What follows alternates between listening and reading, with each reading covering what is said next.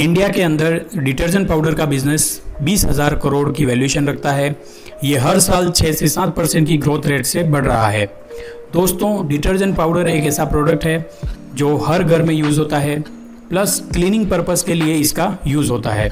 अगर आप एक ऐसा बिजनेस ढूंढ रहे हैं जो कम से कम इन्वेस्टमेंट में शुरू हो सके और कम स्पेस की रिक्वायरमेंट हो, साथ में जिस बिज़नेस का एक ब्राइट फ्यूचर हो, तो आपके लिए डिटर्जेंट पाउडर का बिज़नेस इंटरेस्टिंग हो सकता है।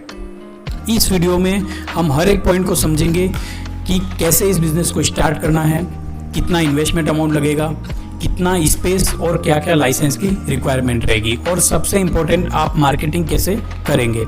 तो सबसे पहला पॉइंट होता है कि आप इस बिज़नेस की शुरुआत कैसे करेंगे। इसके लिए आपके वहाँ पर 1000 स्क्वायर फुट या फिर 800 से 900 स्क्वायर फुट तक का एरिया रिक्वायरमेंट रहेगी। उससे कम एरिया में भी ये शुरू हो सकता है। देखिए, डिटर्जेंट दो टाइप का आता है। एक तो जो प्रीमियम क्वालिटी होती है, जो 125 से लेके 200 तक किलो की रेट में आपको मिलता है मार्केट में। एक जो होता है वो आपको 60 से 70 रुपये के हिसाब से मिलता है। तो हम जो आज बात करेंगे, हम एकदम बड़े ब्रांड की बात नहीं करेंगे। हम एक जो एवरेज रेंज जो होती है, जिसमें कोई एक सामान्य गरीब व्यक्ति भी खरीद सके और अच्छी क्वालिटी का डिटर्जेंट खरीद सके, इस टाइप का हम डिटर्जेंट बनाने की बात कर रहे हैं। तो अब आप सोचेंगे कि यार, मैं सर्फ एक्सेल और जो बड़ी बड़ी कंपनियां हैं उससे मैं कम्पीट करने वाला हूं। तो भाई, हमको उन बड़े ब्रांड से कम्पीट नहीं करना, क्योंकि उनका ऑलरेडी बहुत सालों से इस्टेब्लिश है, उनकी मार्केटिंग अच्छी है, टीवी और हर जगह पर उनके ऐड आते हैं। तो आपको इतना तो बड़ा ब्रांड बनाना नहीं है। बन सकता है, लेकिन हर एक चीज़ को प्रैक्टिकल देखना ज़रूरी है। देखिए, हमारे यहाँ पर कुछ सालों पहले एक ब्रांड चलता था जो कि बंद हो चुका है, और उसका रीज़न था मार्केटिंग की वजह से। मार्केटिंग बहुत ही गंदी करी थी उन्होंने, तो वो फेल हो गया। अब देखिए, इसमें स्पेस की बात हो गई। अब सबसे मेन इंपॉर्टेंट आता है कि आपको मशीनें कौन कौन सी खरीदनी पड़ेगी। मशीनें, इसमें 3 मशीनें तो आपको खरीदनी पड़ेगी। इसमें 3 से 4 मशीनें, अगर आप देखिए, अगर आप बड़े ब्रांड के हिसाब से यानी कि थोड़ा प्रीमियम क्वालिटी का बनाना चाहते हैं, तो फिर आपका जो रॉ मटेरियल है, रॉ मटेरियल भी उस कैटेगरी का होना चाहिए, यानी कि हाई क्लास का होना चाहिए। वैसे आप साइड में देख पा रहे होंगे, ये रॉ मटेरियल की इसके में आवश्यकता होती है। अब देखिए, रॉ मटेरियल को एक मशीन के अंदर मिक्स किया जाता है, जिसे मिक्सर मशीन कहा जाता है। और इसके बाद मैं ओवरऑल सबकी कॉस्ट बता दूँ तो ये 1.5 लाख तक में आपको सारी मशीनें मिल जाएगी। ठीक है। अब इसके अंदर आप मिक्सर मशीन में सारा केमिकल डालकर, परफ्यूम्स वगैरह सब कुछ मिलाकर फिर आप सेपरेट करेंगे। इसके बाद आप उसको केज मिल मशीन में डालेंगे, जहाँ पे वो दानेदार बनेगा, यानी कि सब अलग अलग हो जाएंगे। जो गांठें बनती है वो नहीं बनेगी। उस मशीन की एक खास बात होती है। बहुत सारे लोकल ब्रांड इस मशीन को अवॉइड करते हैं, लेकिन मैं आपको सजेस्ट करूँगा कि आपको अगर थोड़ा सा अच्छी क्वालिटी का डिटर्जेंट बनाना है तो ये ज़रूरी है। इसके बाद आप इसको सीधा पैक करेंगे।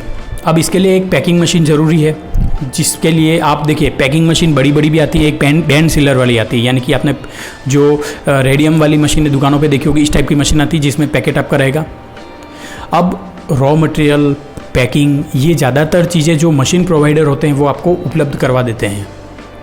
वहाँ पे आप अपने ब्रांड के नाम से भी रजिस्ट्रेशन, यानी कि आपका जो ब्रांड नेम है उस हिसाब से पैकेट पे छप के आपका आ सकता है। इस टाइप का भी आप करवा सकते हैं। या फिर एक जो नॉर्मल डिटर्जेंट वाले जो पैकिंग होती है जो वहाँ पर मिलती है, वो भी आप चूज़ कर सकते हैं।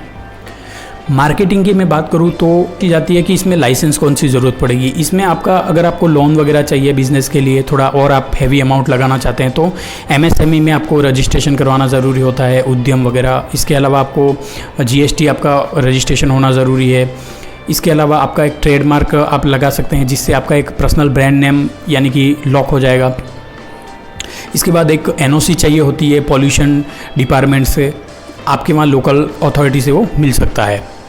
इस टाइप से आपको ये शुरुआत करने के लिए चाहिए। स्पेस मैंने बता दिया, 800 से 1000 स्क्वायर फुट तक का ज़मीन इसके लिए इनफ होती है। अब जब आप काम करेंगे अपने लेबर्स वगैरह, लेबर इसमें मात्र 4 लेबर चाहिए होते हैं। ठीक है। इसके अलावा आपको कुछ भी इसमें एक्स्ट्रा आपको ज़रूरत नहीं पड़ेगी, आप खुद भी उसमें वर्क कर सकते हैं। बहुत ही इंटरेस्टिंग वर्क होता है। इसके बाद सप्लाई के लिए आपके पास एक व्हीकल होना ज़रूरी है। आप इसको बेचोगे कहाँ पे, यानी कि अब सबसे इम्पोर्टेंट पॉइंट आता है मार्केटिंग का। बड़े बड़े जितने होलसेलर हैं, सबसे पहला आप जहाँ पे बना रहे हो उस लोकल इलाके में जितने भी दुकानदार हैं उनको आपको प्रोडक्ट देना है। इसके बाद मेले लगते हैं, वहाँ पे आपको फ्री सैंपल बांटने हैं। कुछ पोस्टर बनाने पड़ेंगे, वो आप बड़ा पोस्टर आप हर जगह चिपका सकते हो, ठीक है। इसके अलावा मैं कह रहा हूँ आप कुछ स्कीम रखिए, यानी कि अगर आप 5 किलो खरीदते हो, आपने देखे होंगे बड़े ब्रांड जो होते हैं वो कैसे बेचते हैं। कोई बाल्टी फ्री में देता है, कोई टिफ़िन फ्री में देता है, कोई डिब्बा साइड में, मतलब जैसे जो होते हैं ना अपने कंटेनर होते हैं इस टाइप के साथ में दिए जाते हैं। तो इस टाइप की स्कीम आप भी रख सकते हो, ठीक है।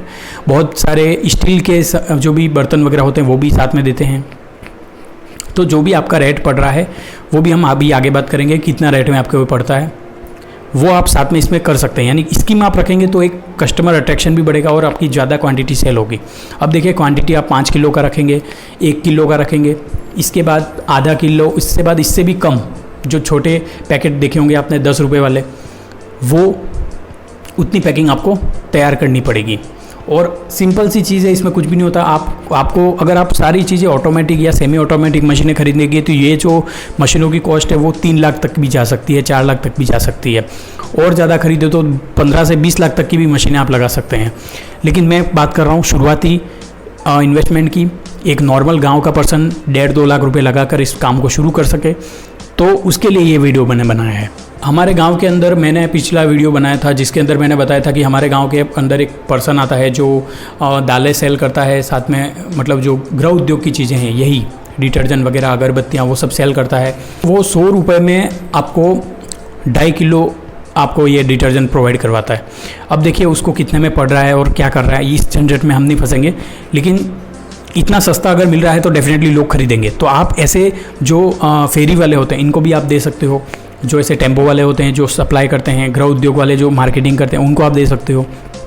बाकी दुकानदार है, होलसेलर हो गए, इनको तो आपको देना ही देना है, ठीक है।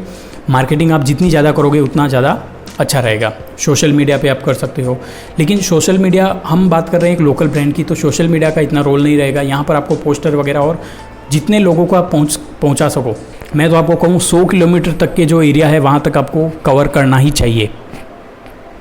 अगर आप सोचेंगे कि यार ऑलरेडी ब्रांड चल रहे हैं मार्केट में, तो अगर ऐसा होता तो कोई भी ब्रांड नया आता ही नहीं मार्केट में, को बेनिफिट कितना होगा।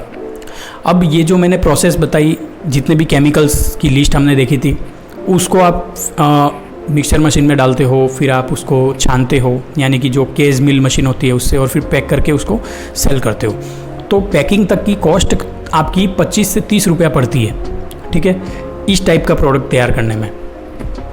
अब देखिए रॉ मटेरियल भी अगर हाई क्वालिटी का लोगे तो उसका सारा जो कॉस्ट है वो भी ज़्यादा पड़ेगी, यानी कि 60 से 70 रुपया भी मेकिंग कॉस्ट पड़ सकती है मटेरियल पे। मैं एक एवरेज मटेरियल की बात कर रहा हूँ, जो बहुत ज़्यादा घटिया भी नहीं, बहुत ज़्यादा प्रीमियम भी नहीं, बीच वाली कैटेगरी का। तो आपका मान लो कि 25 से 35 रुपये तक का ये आपका मैन्युफैक्चरिंग कॉस्ट पड़ेगी। इसको आप होलसेल में 40 से 50 रुपये में सेल करोगे, ठीक है। जितनी बड़ी क्वांटिटी होगी उतना रेट इसमें डाउन हो जाता है, वो तो हर किसी को पता है, सामने वाला कितना खरीद रहा है। अब आप हर पैकेट के ऊपर यानी हर किलो के ऊपर 15 रुपये अर्न कर रहे हो। दुकानदार उसको आगे 70 रुपये 80 रुपये में सेल करता है, क्योंकि हम यहाँ पे बिल्कुल सस्ते वाले डिटर्जेंट की बात नहीं कर रहे, एक अच्छी क्वालिटी का डिटर्जेंट की बात कर रहे हैं। अभी मैं आपको एक एग्जांपल बता सकता हूँ। ये जो ब्रांड है ये 10 रुपये का 100 ग्राम मिलता है, यानी कि 100 रुपये किलो के हिसाब से, ठीक है।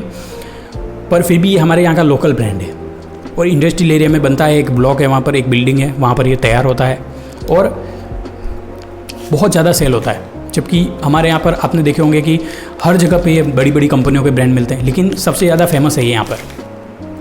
तो इसी वजह से मैं कह रहा था कि आपको मार्केटिंग करने की ज़रूरत पड़ेगी। जितना ज़्यादा आप अच्छे से मार्केटिंग करेंगे, प्रोडक्ट तैयार करना कोई भी बड़ी बात नहीं होती। मैंने अगरबत्ती वाले वीडियो में भी यही कहा था कि आप अपना प्रोडक्ट तो तैयार कर लोगे, लेकिन प्रोडक्ट के अंदर दम नहीं रहेगा। आपने मार्केटिंग भी अच्छी कर ली, लेकिन जब कस्टमर ने उसको ख़रीदा और फिर उसको उसमें कुछ भी बेनिफिट नहीं हुआ, यानी कि अगर आप डिटर्जेंट बना रहे हो और कपड़े सही से नहीं धुल रहे हैं या फिर हाथ जल रहे हैं, किसी भी टाइप की प्रॉब्लम हो सकती है, तो नेक्स्ट टाइम कस्टमर उसकी डिमांड नहीं करेगा। कस्टमर अपने ब्रांड पे शिफ्ट हो जाएगा या फिर कुछ और ख़रीद लेगा। तो हर एक चीज़ को बारीकी से आपको ऑब्जर्व करनी है। प्रीमियम क्वालिटी का अगर आप रॉ मटेरियल लेंगे तो अच्छा प्रोडक्ट बनेगा। अच्छा प्रोडक्ट बनाने के लिए अच्छी मशीनें खरीदनी पड़ती है, अच्छी पैकिंग करनी है और मार्केट में उसको सेल करना है। ये सारे पॉइंट्स जब एक साथ प्लस होते हैं तभी किसी प्रोडक्ट को हम कह सकते हैं कि भाई इसकी ब्रांड वैल्यू अच्छी हुई या फिर ये प्रोडक्ट आगे जाके इसका कुछ फ्यूचर है। अकेले डिटर्जेंट की बात नहीं है, आप इसके साथ क्लीनिंग संबंधी जितनी भी चीज़ें होती है, चाहे डिश वॉशर हो गया, आपके फ्लोर क्लीनर हो गया, टॉयलेट क्लीनर हो गया, ये सब भी आसानी से केमिकली बन सकते हैं। लेकिन पहले एक प्रोडक्ट को अगर आप अच्छे से बना पाएंगे तो डेफिनेटली दूसरे प्रोडक्ट को की भी अच्छे से मार्केटिंग करके उसको भी अच्छे से मैन्युफैक्चर कर पाएंगे। तो आई होप सारे पॉइंट्स मैंने कवर करने की कोशिश करी है इस वीडियो के अंदर। अगर आपको ये वीडियो अच्छा लगा है तो एक लाइक ज़रूर कर देना। बाकी मिलते हैं कल एक नए वीडियो के साथ। धन्यवाद।